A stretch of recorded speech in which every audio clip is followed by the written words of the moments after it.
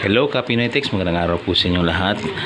Quick video lang po tayo kasi nag-error na itong Canon TS207 ko. Ito yung bagong refill ng printer ko. So nag-error na.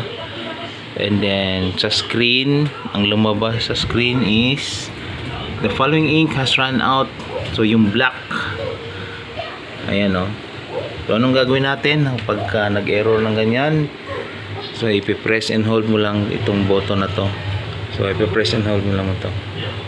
Okay. Yan.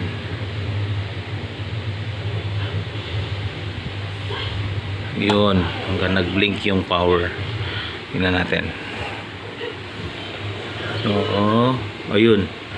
Wala na.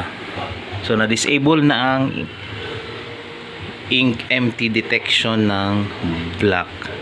Okay, proceed tayo mag-print.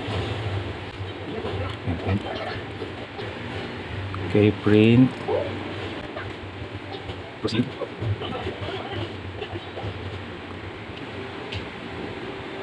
Ayan, wala na yung black. Oh. So, start printing. Ayan, start printing.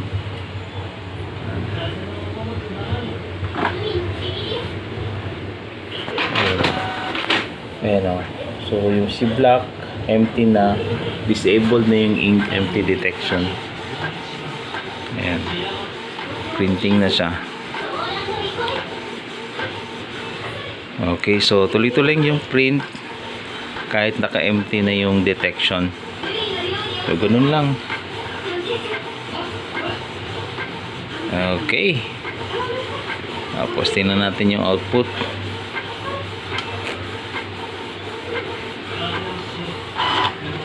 Okay. So, ayan na. Ayos. Ayos. So, ayan lang po.